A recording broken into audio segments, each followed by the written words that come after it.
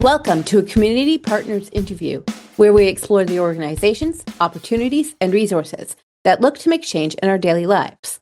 I'm your host, Lilly Cereghini, and you're listening to Voices for Ability Radio, all abilities, all the time. Today, I'm joined by Teresa Gal, the Executive Director for Breaking Down Barriers. Breaking Down Barriers provides supports, services, and programs to enhance the opportunities for people with diverse disabilities to live independently in the communities of South Georgian Bay, Simcoe, Grey, and Bruce counties, including the cities of Orillia and Barrie. They envision a community with access to resources that enable and support people with diverse disabilities and their support networks to participate in all aspects of society without barriers. Their key values: accountability, inclusiveness, respect, collaboration, and the independent living philosophy. Thanks for joining us today, Teresa. Thank you for having me, Lily. Greatly appreciated. Absolutely. So, could you tell us a little bit more about you and what inspired you to work at Breaking Down Barriers? Absolutely. So, I think, like all of us, we're all on a unique journey, and we sort of, I think, encounter individuals and opportunities where we're most needed and where we would need to be. And for me, my background was in teaching. I was previously a professor. And I think one of the passions I always had was finding different ways um, to be able to say that, we all learn differently. We all perceive things differently. So I think for me, that was one of the places that BDB just felt like home, and sort of transferring different skills and applying them to when we run programs. Um, Also, when we're preparing individuals for the direct funding program, so it's taking different skills that we might learn in different paths of our life. And I think that for me, one of the biggest speaking points to the organization and independent living as a movement entirely has always been about everyone, every individual of all abilities, to be able to take control of their lives, make choices, and advocate for themselves. And that motto that comes with nothing about us without us, as ensuring everyone has a voice, whether it's written, whether it's through art, whether it's through a song, however they choose to express themselves, but knowing that they are valued and they are part of those decisions, and it's not somebody telling them. So I think that's where a lot of my passion for the organization, as breaking down barriers, but also as we are accredited and part of a bigger family of the independent living centers across Canada. And that's sort of, I think, where what drove me to be part of this organization and part of these programs, and just constantly being able to evolve and see what's needed in our communities, what voices need to be heard even stronger, and ensuring that everyone has the right tools to be able to advocate for themselves. So I hope that answers your question. Yes, it does. I've researched the independent living movement. I'm a real fan, actually. I think we all are. Absolutely.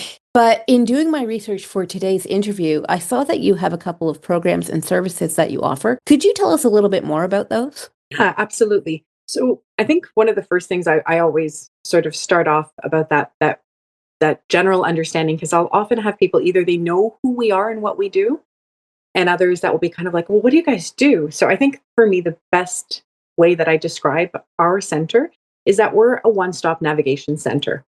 So we don't believe in duplicating services. We ensure to work with our community networks and partners, and we believe in no door is the wrong door as our philosophy. So when someone reaches out to us, if we aren't the best resource, we ensure that there's a warm handover with an introduction that's done person to person. Because I think we all know about calling numbers or reaching out via websites and not hearing anybody. So we do want to ensure that, individuals from all walks of life, whether it's with both physical, visible disabilities or invisible disabilities that might be emotional, intellectual, or cognitive, that they know that they can come to us, and if we aren't that final stop, we can do that warm handover to the next one. So that's just a little bit about us. And then those programs, So we do have some core programs. And the first core program that I'll speak to is our peer support programs. So they're designed to provide opportunities for people with disabilities to share their knowledge and lived experiences, and also to encourage individuals to develop leadership skills, social skills, and just overall to ensure that they have a safe outlet to learn a new hobby, participate in a sport, and just partake in fun with friends. I think that's something that we all look for. So that's that sort of the pillar for the peer support programs. And then we move into our next one where we're talking about communicating, negotiating, problem solving, and personal management. And these are all so important to everyday life. And that's where the independent living skills programs come in. So these are where there's more workshops that will be assisting individuals to advocate on their own behalf, support their choices, respect their decisions, and above all, I think it affords individuals opportunities to take risks. So, this development fosters learning opportunities for dealing with barriers and, most importantly, finding solutions on how to access services by offering training opportunities, right? And just in general, looking at what other collaborations we can look at so that, whether it's developing a work program, a resume development, just creating some of the skills, but most of the time, these programs are constructed on what the people that we serve want to see. Where is that gap? So it's that continual voice from everyone to ensure that our center is truly our center and every voice and every opinion matters. So we construct those programs and it's driven by, again, that philosophy nothing about us without us. And then we also have two other major programs that we're supporting. And one is one that's available all across Ontario, and it's called the Direct Funding Self-Managed Program. So this program, it allows an individual with a permanent physical disability the tools to direct and manage resources, to schedule and train attendants to be able to support tasks of daily living.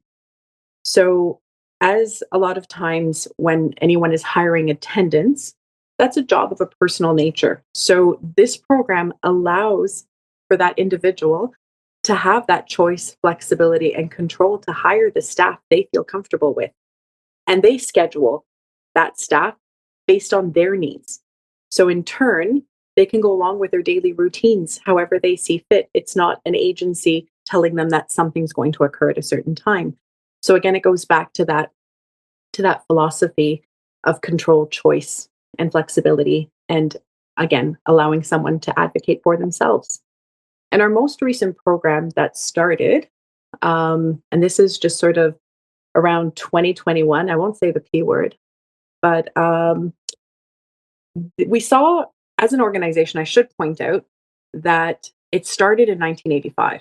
So this year in 2025, our organization is celebrating 40 years. And on another level, what's even more incredible is that from the first day that the center opened, we've had some of the same people participate in our programs. So that's 40 years. And some of these people now are aging. So what we had seen another need for is creating a program that was allowing, and this is where our Connecting with Seniors program came into play. So those are just some of those major programs, and then we develop even more based on some of the ideas that come in from our members and participants. The one that you were talking about with self-directed finding of the people who can help you in your own life and them not telling you what to do, but vice versa. Uh-huh. That's very that's very relevant to a conversation I was actually just having with my partner before you came in. So really well timed on that, but that's very relevant to the independent living movement. Could you tell us what the independent living philosophy is all about, just for the people who don't know? Absolutely. So when we talk about independent living, it's a way of thinking and living for all of us.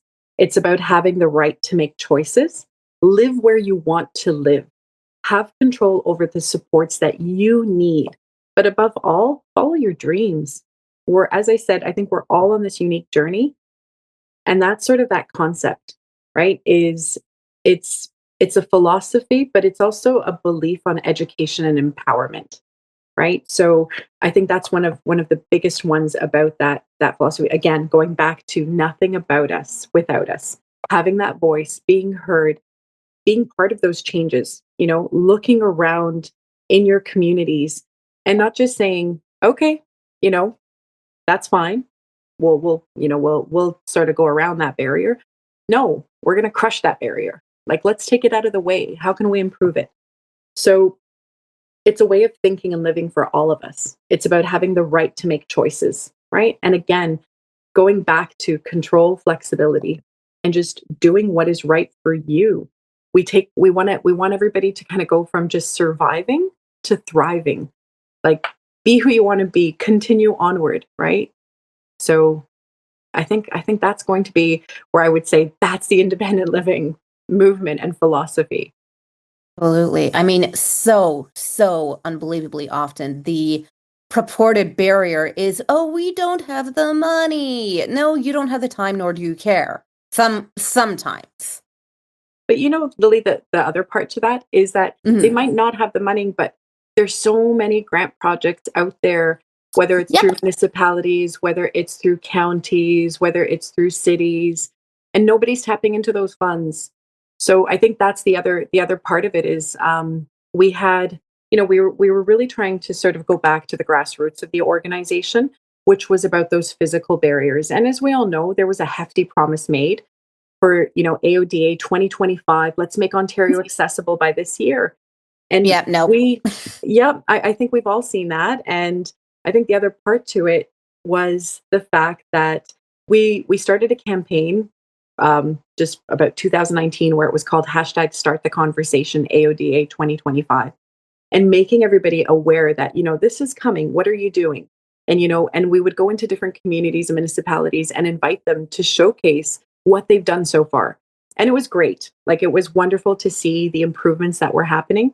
But then we also went into sort of the business sector, and that was the other part where everybody's sort of questioning, well, do I do this? Is it the landlord who does this? And regardless, somebody needs to do it, right? And there's funding available. And I think that's the other part is having those conversations, right? So again, going back to that, start the conversation. If you're going into a store, if you're going somewhere, we've created free resources on our webpage for accessibility where somebody can look at things, and sometimes it might not be, and it's valid, right? They might not have the money, but think outside the box. What else could you do? How else could you work with other stores that maybe are accessible in the vicinity and provide some form of a menu of what you're offering at that other location that's accessible for someone? Like, again, right? Trying to find solutions rather than just focusing and keep staring at a problem that's not getting fixed. What I find is that it's not so much necessarily a problem of finance, it's a problem of ingenuity. But our numbers are growing Mhm. quickly. So if we yell at you enough, it might actually happen. Yeah, I gotta be like, I believe in that philosophy of put out the honey, you'll catch more flies. So we'll find a way. We'll find a way. Okay.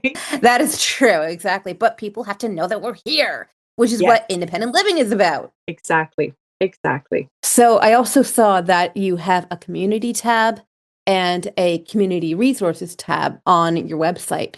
So what do those entail? So with a lot of our community resources and the things that are available when you're going in and you're tabbing and going into these. So if we particularly look at our community resources, so again, it talks about, who we are, what's available. And in the first part, it might be a little bit about training that we offer through AODA. So we often try to do free webinars, and that's something that we offer to anyone and everyone.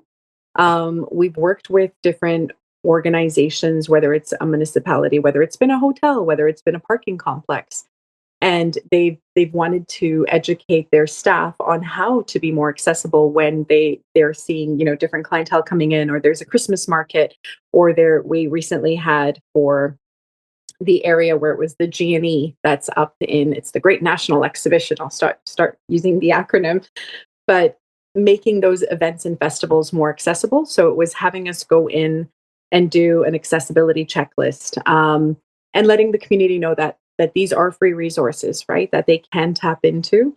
So whether it's a digital guide on how to improve menus, even somewhere to ensure that you're offering different font sizing, whether it's that built environmental checklist or whether it's that customer service accessibility checklist.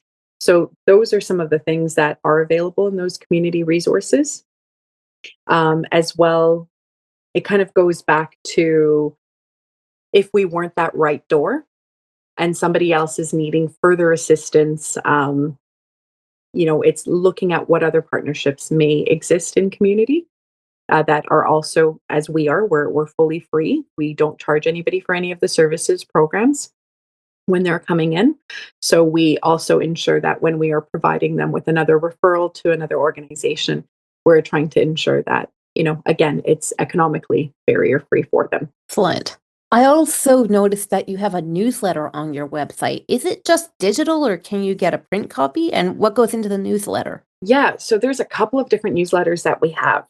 And so we have a newsletter that we do for all of our members, and that's always sort of showcasing different, maybe little tips and things that might be happening in the community, or if we're approaching a certain holiday, um, you know, making the right choices for that healthy living of, where I think we're all going to be tempted to have those candy canes and hot cocos and a lot of things, but we might also have to watch our sugar intake.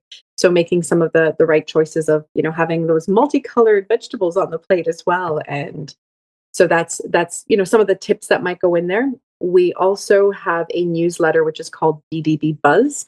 So again, this is for general community to be aware about what's happening at our center. Do we have upcoming events? Is there going to be a training? So we're again trying to spread the word as much as possible about different things and for people to learn about who we are. And we have another newsletter which is primarily for our seniors group, which is the Connecting with Seniors. So again, there might be different tips if we had seen certain programming, like we've got a fire prevention program coming up. So there might be some highlights about those tips for how to deal with certain things. And we also have our volunteer to volunteer newsletter. So again, it talks about those different opportunities with the organizations and different ways to be able to volunteer, whether it's in-house for programming, whether it's to be part of a board, part of a committee, or even further, right? There might be other opportunities, volunteer opportunities that are outside from BDB that we might be showcasing to have others learn about. So we've got those sort of 4 regular newsletters that come out quarterly. We try to usually do sort of like a winter, summer, spring, and fall edition for all of them. And then we also have our AGM report, which sort of just goes more into that annual one time a year for the end when we've wrapped up a fiscal year. So, and you asked about, are they only available electronically? No. If somebody would prefer to have a hard printed copy, we are always able to, as long as there's not a postal strike, mail those out and ensure that they reach different individuals who might want to inquire about that. We can also email them if that helps, rather than having to go to the webpage. So there's different ways that we can ensure. And if somebody needed them to be modified in any which way as well, we're always happy to work with those requests. Hmm. You were talking earlier about large print menus, which is great for me, but then my best friend is completely blind, and you would be surprised how few places have Braille menus. It's no, actually not surprised, unfortunately. No. We do hear that quite often. And in some cases, I know, you've got restaurants now that have moved to an iPad. So again, is there a feature to read things out loud if that's something that's helpful for someone? But, again, if you are dealing with somebody who may have 2 sensory disabilities, that's not going to be helpful either, where they do rely on the Braille. Yep, I hear you. Yeah, if you are not audiovisual, then you're going to be relying on your Braille, Mhm. that kind of thing. Yep, exactly. So, are there any restrictions to the services at Breaking Down Barriers, such as age, disability type, caregivers, or family members only, things like that? No, so we don't have any restrictions. We typically do see more, I'm going to be saying sort of teenagers and adults, like young adults, to seniors. So there's no qualifying age group. But if we did have somebody who, again, going back to that philosophy of no door is the wrong door, and they came in, with a younger child and they were looking for resources, we would definitely ensure that we introduce them to the right organizations in community, but we would never turn anyone away. Like if they say, "Hey, I'm a very mature 12-year-old and I'd like to join the program," the door is always open. We do believe in that philosophy, that everyone is welcome. And, it's funny that you mentioned that because we were recently talking about sort of, better together when somebody brings a friend, a companion, maybe a loved one to come and join them for some of the fun and activities that we have. So I know in the new year, we're trying to have more of the programs again where, you know, it's open to everyone and come in, learn about who we are, what we're doing.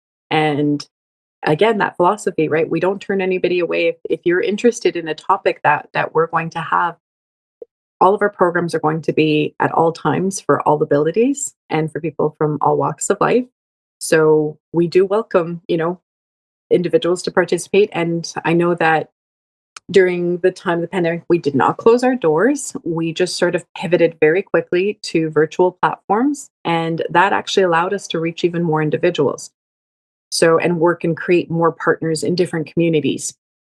So, in this case, if somebody wanted to connect, with friends and family from their home, we would ensure to mail out some of the activity kits, different things that they would need for program.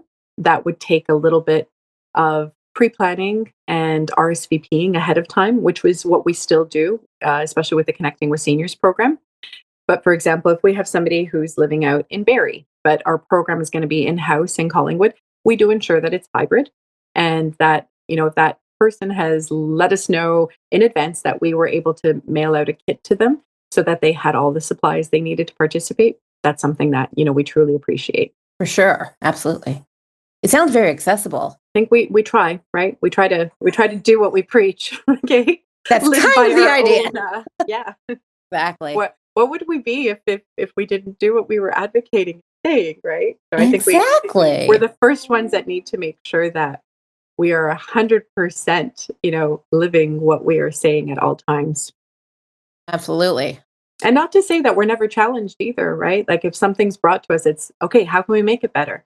I think it's that part, right? Is we're always learning.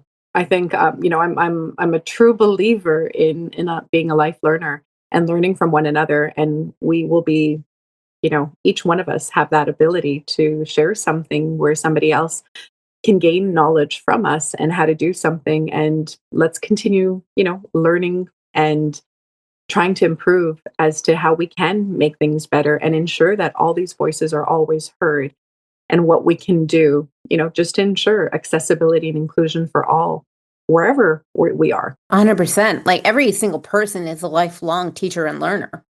100%. So, good segue into this one. Without using any names, can you share a success story with me? Wow. Just one, huh? I think that's going to be the real challenge. Well, you know what? This is going to be a really obvious one.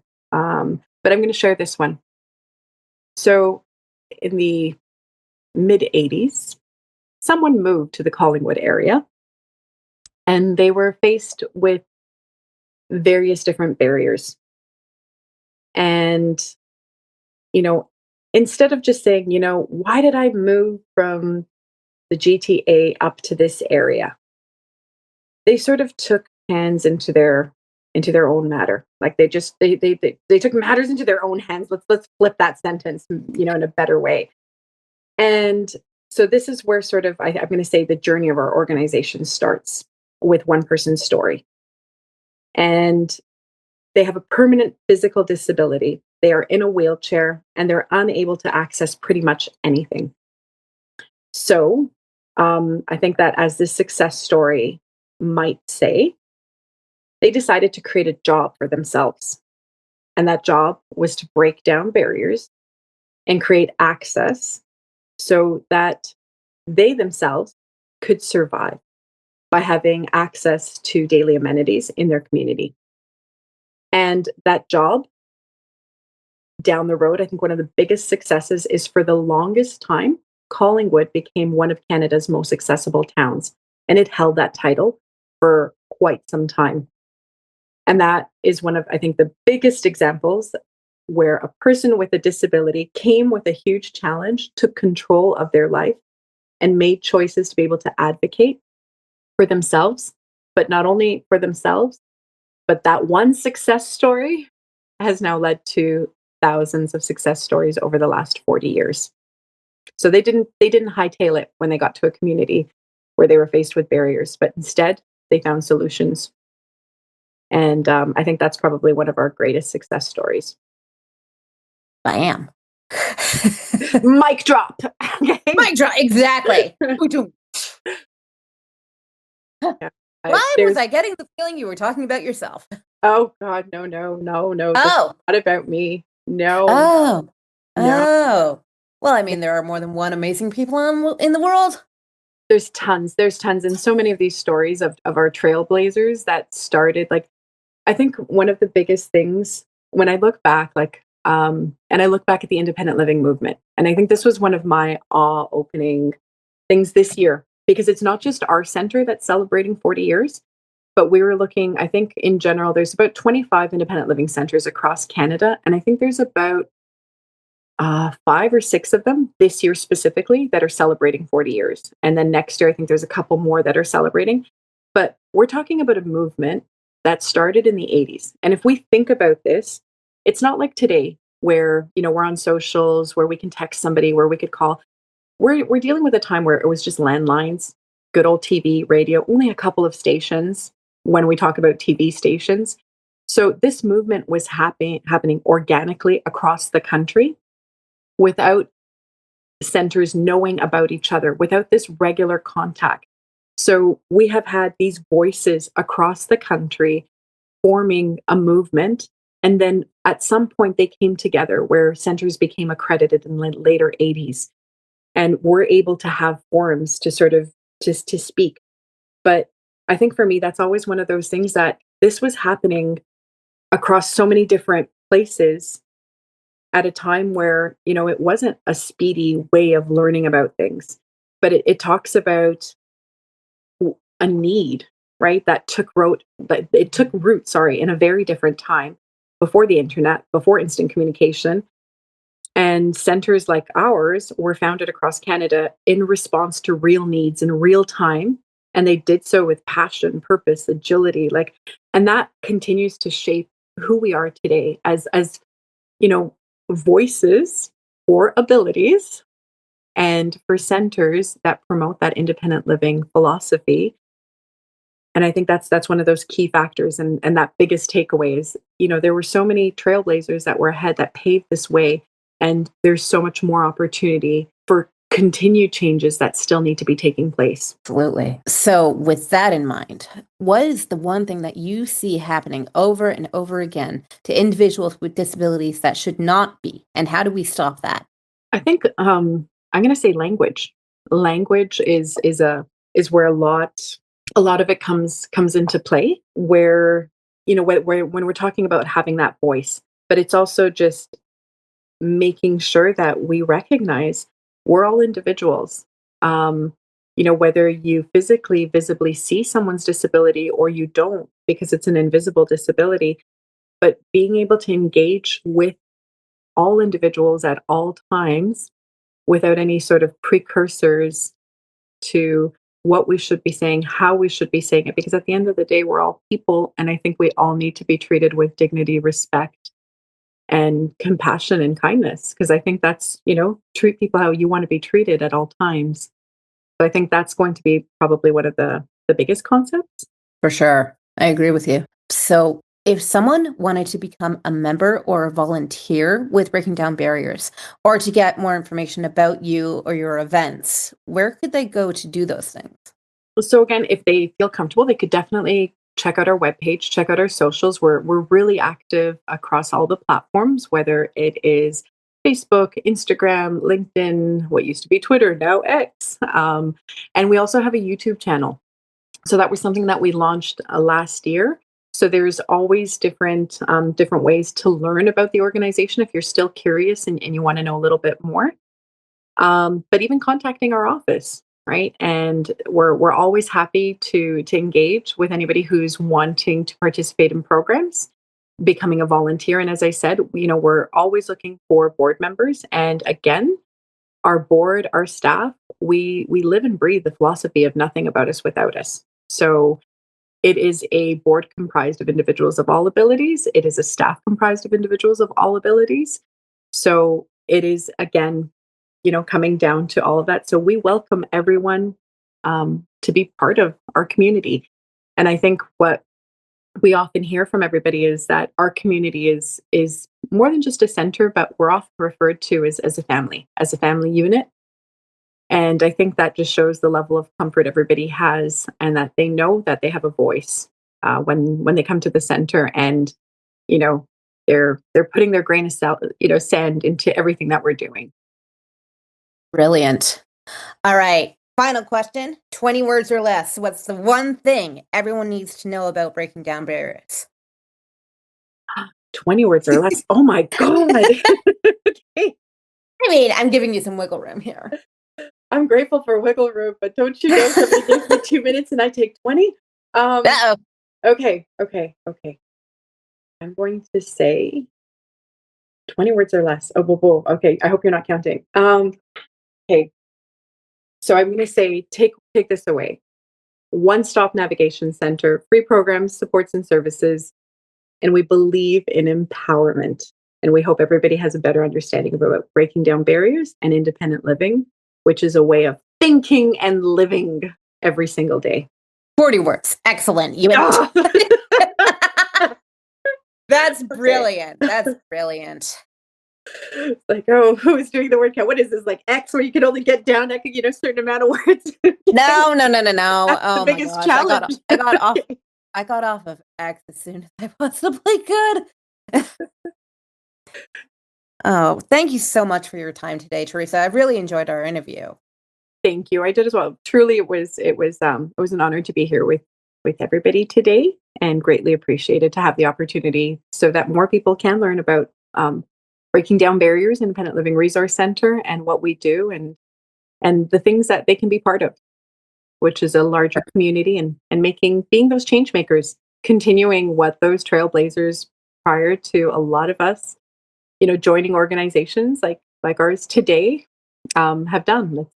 They've passed on torches, and we're also going to be passing those torches on. So we need to ensure that everybody's moving forward with concepts, ideas, and that their voices are always being heard, and that they do have a seat at the table continuously, whatever that table may look like, to accommodate them.